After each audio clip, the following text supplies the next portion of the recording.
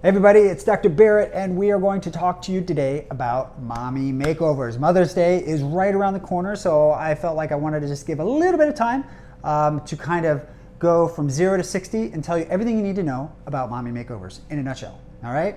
So, a lot of questions about this all the time. What is a mommy makeover? Well, it's not an actual specific procedure. It's a collection of procedures meant to rejuvenate people who have had multiple children or have had weight loss. All right, so it's a combination of some type of breast rejuvenation procedure, tummy tuck, and some kind of buttock rejuvenation procedure many times. Not all the time. So the most characteristic one is some kind of breast lift augmentation and a tummy tuck.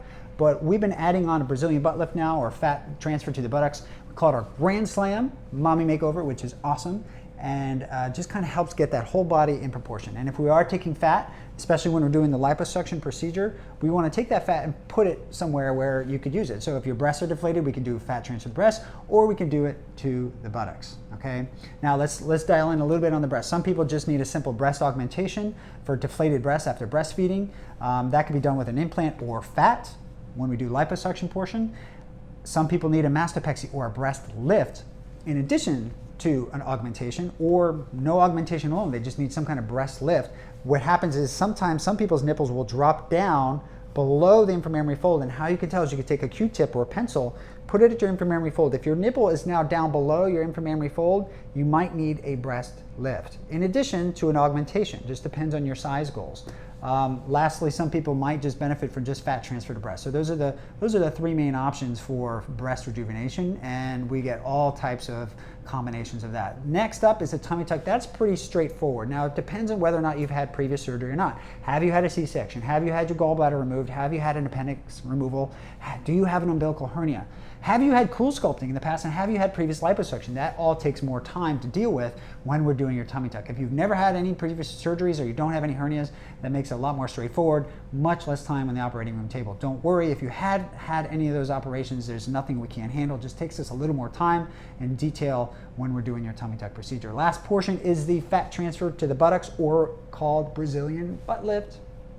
This is a great option to use your fat if you have a little deflation in the buttocks. Everybody wants that nice kind of S-curve on the back and that cinched in waist with the pronounced buttocks on the side. Okay, so that is an option for you if we are doing a liposuction as part of your procedure. If you don't want that, that's totally fine.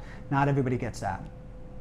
A couple key points about the breast. You want to make sure that they look natural. I specialize in a lot of breast procedures, so that comes natural to our procedures. Make sure whoever surgeon you are looking for or looking at does a lot of breast procedures, because that's probably one of the more complicated parts of the procedure to make look really good. I close all my incisions in 5 layers for the breast and 4 layers for the tummy. Now, in regards to the tummy tuck, you got to make sure that the before and afters look really, really good. All right, spend special attention looking at the belly button, because you want the belly button to look natural. Because if you're out in a bikini, your bikini's covering all your scars except for that belly button. If that belly button is bad, it's a dead giveaway that you've had a tummy tuck. Okay, so it's got to look perfect. I spend an hour alone just on the belly button reconstruction for all my mommy makeover patients. Lastly, the BBL. Got to spend time making sure you're transferring lots of tiny little droplets in its own little space, so that each of those little fat cells has a chance to survive, and you get the size and the volume that you want. All right, so going further for this, we talked about the options, the price range. Okay, I get questions about price all the time. Again, it just depends on the combination of the procedures we have. Whether you come with me in Beverly Hills, my prices are higher. I spend a lot of time with all my patients and my surgeries. They take me longer. Or you go to somewhere in Idaho where the cost is not as much. It can range anywhere literally from $8,000 to $35,000. Some people charge more than that. I don't recommend you need to spend that much money on a mommy makeover, but if you have a really complicated situation, maybe it goes up to $50,000. It just depends on your situation. But anywhere from $8,000 to $35,000 is what you're looking at. Just depends on the combination of procedures you had, what previous surgery you've had, where you're going to get this procedure done. Don't go to Mexico to get this done. Go somewhere local, or go somewhere where there's an American board certified plastic surgeon that can take care of you. Okay. So if you don't have a plastic surgeon in your area, we do have people that come into town here, but they stay a little bit. They stay a couple weeks to get a mommy makeover. Okay, it's a minimum of 2 weeks if you're going to get a mommy makeover here in my office that you have stay local in case there's any problems. Downtime. I tell everybody to take 2 weeks downtime. Okay, now if you get fat transfer, you can't sit on your buttocks for 2 weeks. If you just get the tummy tuck and the breast operation, again, it's still 2 weeks. Main thing is you don't want to do any heavy lifting because we're doing a repair. A lot of people don't realize this, that there is a muscle repair as part of the tummy tuck, okay? And that's what kind of delays your healing and stops you from doing heavy lifting for at least 6 weeks. And that's important because when you have children, you have weight gain, these muscles widen. And when we repair that in the middle, I do a double plication, which a lot of surgeons don't do, because I want to make sure that it stays there forever. When you do that, it does 3 things. It strengthens your core muscles, narrows in your waist, and flattens your tummy. Okay, so you're really getting a really strengthening benefit and body shaping benefit by doing that plication. A lot of people don't know about that. Yeah, we are getting rid of the extra skin as well, which is the main issue, but this plication is very key and integral to the whole tummy tuck portion of the Mommy Makeover. And that's what delays your healing the most. So 2 weeks downtime for most people. I've had people go back to work in 10 days. I've had people go back to work in 3 weeks. Just depends on you, the type of work you do and the severity of the operation that you're going to need for your Mommy Makeover. And scarring. Scarring depends, again, on the operation. But when we talk about the tummy tuck portion, I like to do a very low scar.